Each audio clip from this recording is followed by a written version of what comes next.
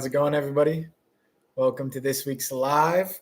Make sure that you tune in tomorrow at 10 a.m. because we have a new post dropping, a brand new reveal, two new characters that you haven't met yet, actors as well. See you tomorrow, guys. Right now, I want to answer some of your questions, so feel free to drop them in the chat. Welcome in. We're going to wait for people to keep dropping in. And while we wait for a few people to drop in and ask some questions, I can give you guys a couple updates. So right now, just want to say, hey, hope it hasn't been too long for all of you guys. Super, super happy to see you right now on chat. What's been going on, guys? How have you been liking our posts? How have you been engaging with Spider-Man Alone? What are some questions that you still have? What are some things that you're waiting for? Really interested to hear your guys' ideas. So let me know.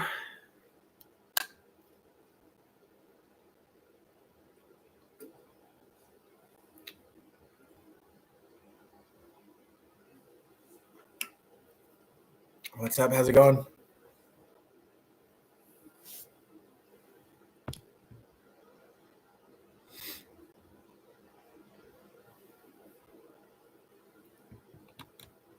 me fix this.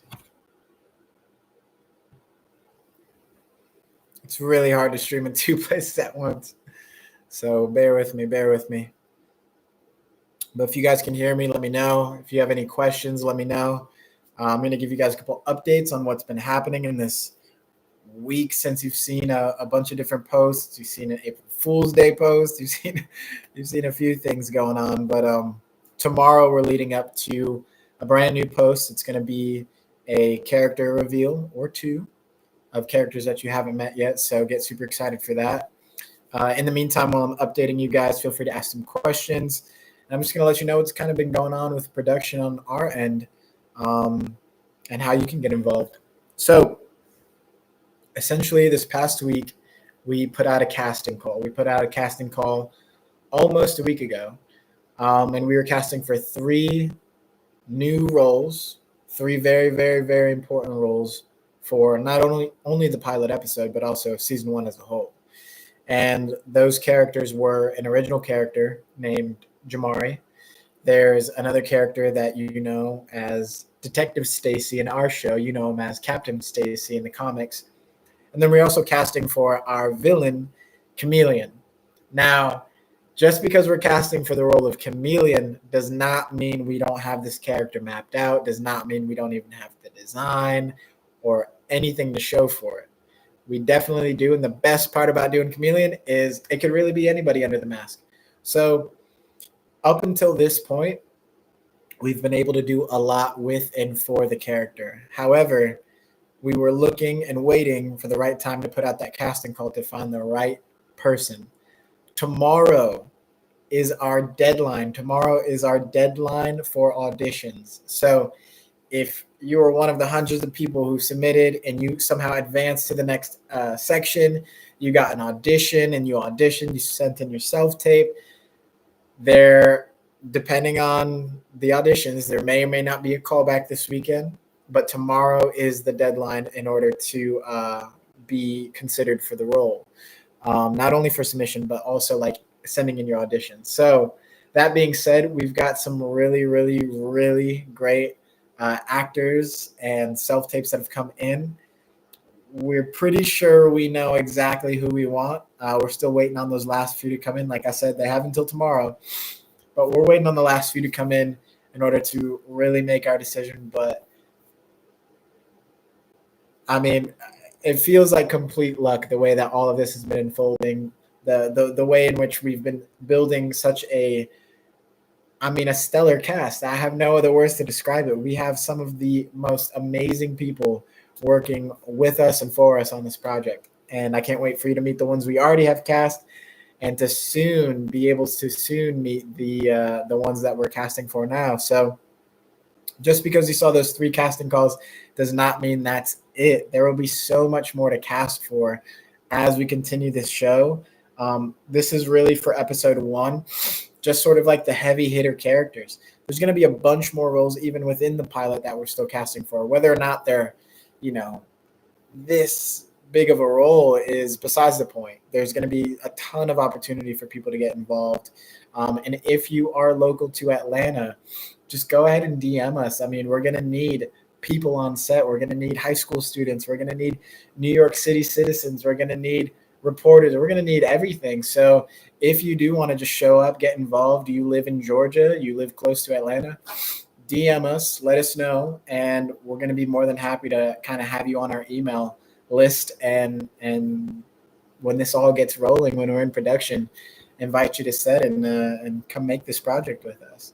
But also keep in mind that there's going to be plenty more roles as the show moves on, episode to episode, and in the future. So if this is something that you want to get involved in, that you want to audition, whether you're an actor or not, maybe you're just trying to figure this out, maybe you want some audition practice, or maybe you really do want to land on this show, and I believe that you could. So just keep your eyes peeled. There's going to be so many more casting calls coming out, and the 3 that we've had so far have been really amazing. And I can't wait to show you guys some stuff. Maybe in the near future, with the actors' permission as well, we'll do a live like this where we kind of watch some of the auditions, and we can break down why they worked and what we're looking for, and give you guys an idea of sort of how they're going to portray the role, what to expect here. But you can expect amazing things. So other updates. We finished, I can announce this because you haven't seen it yet. We finished a really, really important, really cool poster. I feel like it's our first official poster. I know we've kind of put out one before this, but this one's just got everything and more. I mean, you see the suit weathered and damaged, and the lighting and the composition of the whole thing is just phenomenal. So that all that to say, we found and have been working with some really amazing digital artists. I think you probably know them or you follow their work, but we've been working with them as of this past week and a half, and just creating some brand new content and posters that are not only going to be great for you guys on Instagram, on YouTube, wherever you are, but these are also things that we're going to be able to use to promote our project long term. Now, this poster in particular might just be saved and dropped for crowdfunding. So get excited, but hold on to your horses. It's so good that I'm just like, if we spoil the fruit, if we run too fast, we might trip. We've got to use these things, these creations wisely, strategically. So I think it pairs perfectly with some of the content that you're going to be getting, never before seen content that you're going to be getting with our crowdfunding campaign, as well as this poster. And it's just going to make the wheels turn a little bit more easily. So you can expect new posters, new character reveals, a new look at Spider-Man altogether very, very soon. It's inspired by some comic art too. So if you guys can actually guess the comic art, let me know. We'll shout you out or something cool. Like if you can guess what comic art this poster specifically is based on, 1,000,000 points to Gryffindor. That'd be sick. If you guys have any questions, by the way, keep dropping them in the chat. Let me know. I'm going to bounce back and forth, but as I'm rolling through some updates, I can hit some of those. But I want to go through the last few updates. So when we're casting for the 3 roles right now that we are casting for, which is Jamari, Detective Stacy, and Chameleon, I think 2 of these roles we kind of already know off the self-tape. Now we have the luxury of doing callbacks, but 2 of these roles might not need it at all. We might actually just know that person based off of the materials they sent, based off of their self-tape audition. And it's very rare that, it happens, but it's very rare that you just kind of know off the bat. But I feel like we've seen that this go around, and it's really, really exciting. And then this 3rd role, I think we know as well, but it's going to be super, super important for this role in particular to have a callback because there's chemistry involved. There needs to be reading with the other talent, the other person cast that we have. We need to see their personalities and their dynamics and, understand how this person in particular, right, the actor portraying this character is really going to fit into the greater narrative. When you're casting something like this, I mean, obviously you want to cast someone who can easily do the work, but also you want to find someone who really fits into the world, right? The tone, the approach of our show is much more grounded and raw. It's very human. So you might not find the same person being cast in like, a standard Marvel film or this kind of film where they need to have a certain look per se. We need to maintain the integrity of the world we're creating here, this very street level grounded approach. So we need someone who actually brings that, and there's no word for it. I guess the word is rawness, right? There's a rawness to certain people, to certain actors that have submitted where we're like, yes, that really works, and that's going to translate well to the cast we've already built and to the kind of story and cinematography, right? The visual storytelling that we're doing as well. And so you kind of have to keep all these things in mind when you're casting too, because you might have someone who works really well or someone who's like, okay, very commercial, or the opposite. I mean, you just need to know what the language, so to speak, like whether that's the visual language, even the narrative itself. You need to understand what that language is and who's going to fit into that picture the best. So these are all things that we're keeping in mind when we're casting, and is also why we're casting the way that we're casting. But it's super exciting. You can expect announcements with that very soon. We got a ton of submissions in on the casting calls. It was way easier this go around because we weren't casting for 6, 7, 8, 9, 10 roles. We've done that before at a time, and that is just, as small of a production as we are as well, it's just so tedious. It just consumes all your time. And even this has been super time consuming, but at least to manage just 3 roles, mind you, there's hundreds of submissions for each of those, but to manage those was just way better this go around, our round 2 of casting. So while still a lot, this round has felt actually way more easy and just great. I mean, I think we really found the people that we're looking for. And that doesn't always happen. Sometimes you're going to do a round of casting and you're going to be like, well, we didn't find who we need. We're going to have to cast this later.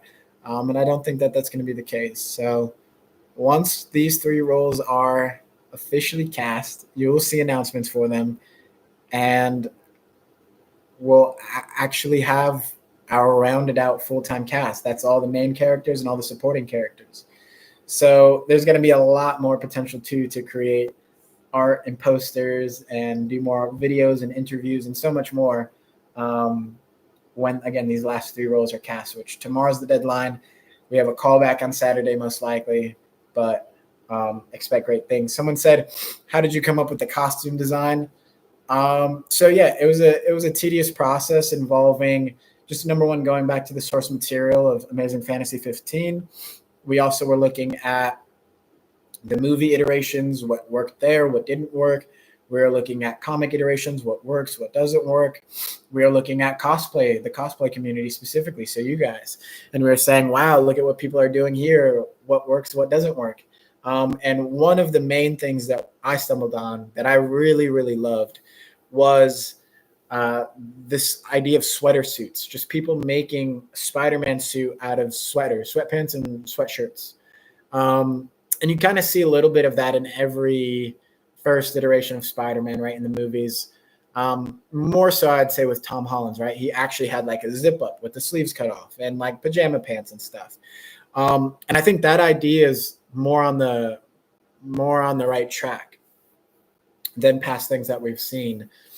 So we really wanted to create this grounded, really realistic approach to Spider-Man. So it was like, okay, well, how's any 16-year-old kid going to make a Spider-Man suit? Like, you go to these movies and you see these $1 million suits and you're like, yeah, he probably didn't make that, but I'm going to buy into it because I'm already buying into the fact that this guy spins webs out of his wrist, right? Like, it's fine. But again, our take on it is like, we wanted Spider-Man to feel as real as he felt to me growing up. So again, it's like, okay, what does this kid have in his closet? Like, every kid has sweaters, sweatpants, that type, socks, winter gloves kind of thing. And what he doesn't have, he can kind of figure out and stitch together. It might not be perfect. And that's exactly what we're kind of doing. So we essentially looked at Amazing Fantasy 15, knew that that was the first suit we wanted Spider-Man to have, and we went through different iterations. We were never actually going to start with, well, we weren't going to commit fully to the sweater suit. That was actually going to be his sort of like first go at it, and then we're going to end up with a much more like comic accurate Amazing Fantasy Ditko suit with the webs and everything. And we made an announcement trailer that you guys can see on the YouTube channel, Golden Century Films. And in that, we obviously weren't at the point in production where we had that Amazing Fantasy Ditko suit made that we were going to have to be our main suit. So we ended up just making one out of thrifted clothing. And people love that one so much, even though that's technically not the one we even have now. But that was sort of like the spark that lit the flame. People loved the sweater suit. For most people, including our costume designer, who you guys know as Sensational Spidey, that one just made sense. It just made sense that, hey, that should be the suit for what you're trying to do here, for the story you're trying to tell. Commit to that. And I was a little hesitant at first, but I could see the practicality of it all. And over time, we sort of went through some redesigns. We omitted the webs. It just works better for our story. And then we ended up kind of going to the drawing board and just figuring out, exactly the proportions of these sections. So like we had hand wraps on the original one, of course, but this one we actually extended the hand wraps up to the forearm. We wanted them to be longer, more like a wrestler. And other things like that. We changed out the suits, we omitted the webs, and then we actually got it made professionally by Sensational and a face shell and lenses and everything. And yeah, so it was like a cycle of refinement, but we always kind of knew that this is where we were going to start. And it kind of just took us and everyone by surprise, but almost like an obvious surprise. It's like, duh, that's the way you should do it. But yeah, it just took some time to get there. But I was also training in like boxing for the role at the time too, and I was wearing hand wraps underneath the boxing gloves. So there's just something about that kind of like brawler-esque-ness that I liked and thought it would look interesting tied into a Spider-Man suit design. And we've never really seen that before. So it felt like a way to add to the suit, but not overcomplicate or over-design the suit. And we sort of balanced all that out by actually stripping some things away and just kind of keeping, all right, what is the core of Spider-Man? If you look at him, can you get Spider-Man from him, but also understand that, like, okay, obviously he's not quite Spider-Man yet. That's the point of the story that we're on. So yeah.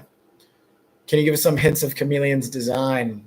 All right. Well, first of all, does Chameleon even ever have one design? Who knows, right? This guy is changing all the time.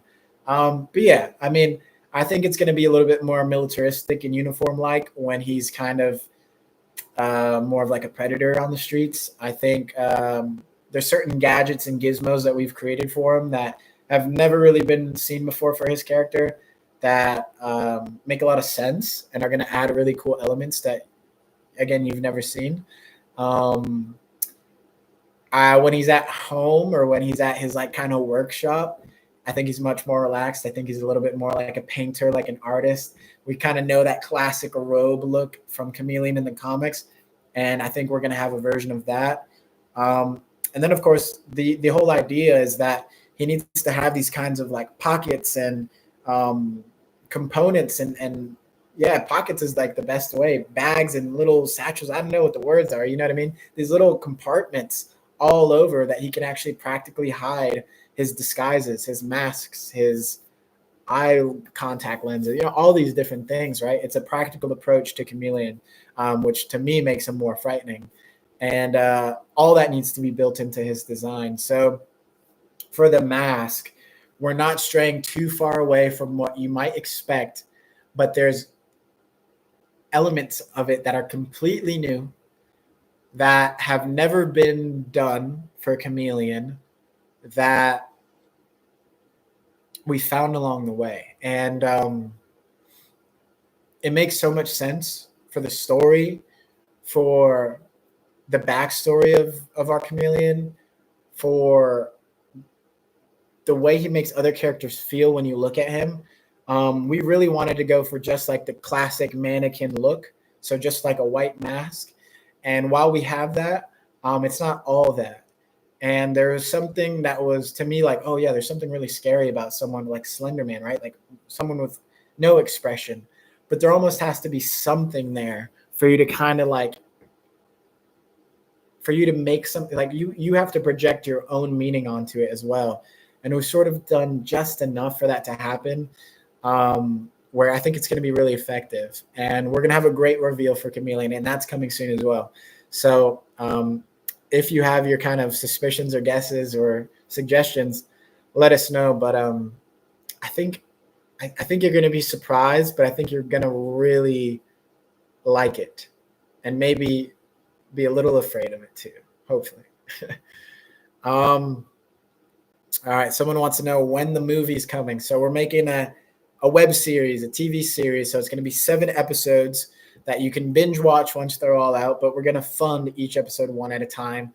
We're planning on launching our crowdfunding campaign within the next few months. So expect big news and a big campaign very soon. And we're going to need everybody's support for that, if this is even going to be possible. Once that crowdfunding campaign is successfully crowdfunded, we are then going to go into production. So our whole kind of estimate for when we're going to be in production is around summertime.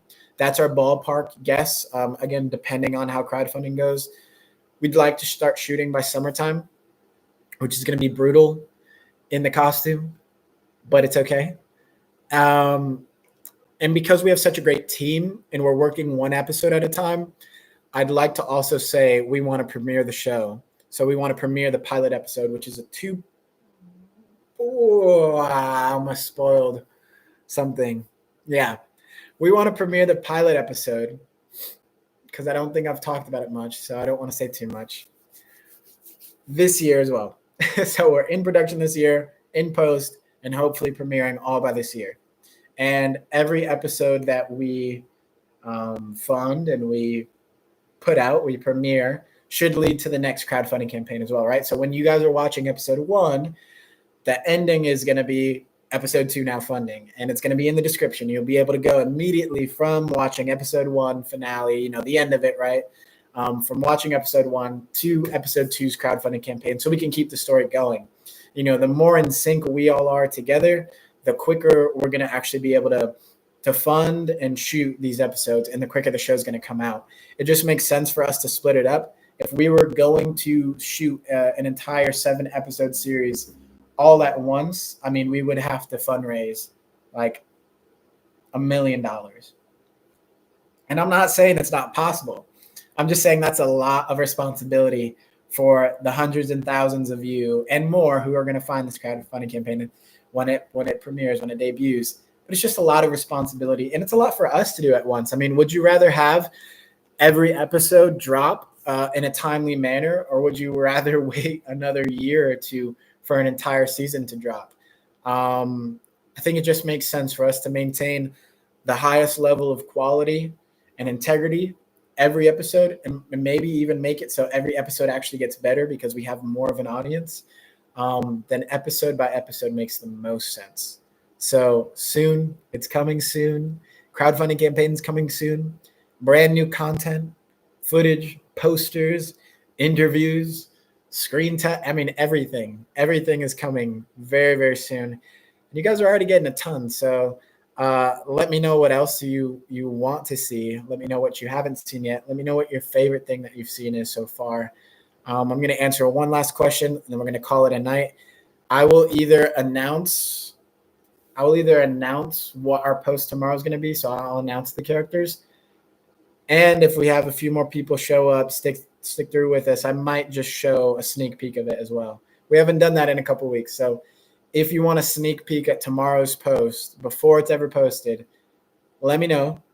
And then I'll just go based off of that. But someone asked, what kind of music do you imagine for your series? So we actually have this kind of like really awesome blend. I'm a big music guy. Actually, like I think of movie ideas or I think of scenes.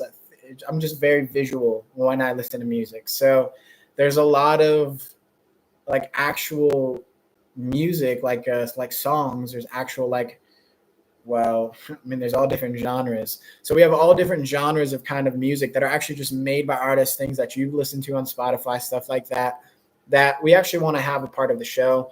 I think if done well, music like that can work really well. but we also want to have an original score. We have a composer who's in Poland. He's a Polish composer, super amazing. He found us when we put out that announcement trailer. He kind of like got first dibs on us. And he's sort of making his own score. I don't know how to describe it. I mean, yeah, take like Danny Elfman from the Raimi films, but also mix him with like Danny Elfman from like Tim Burton's Edward Scissorhands, and then bring in like,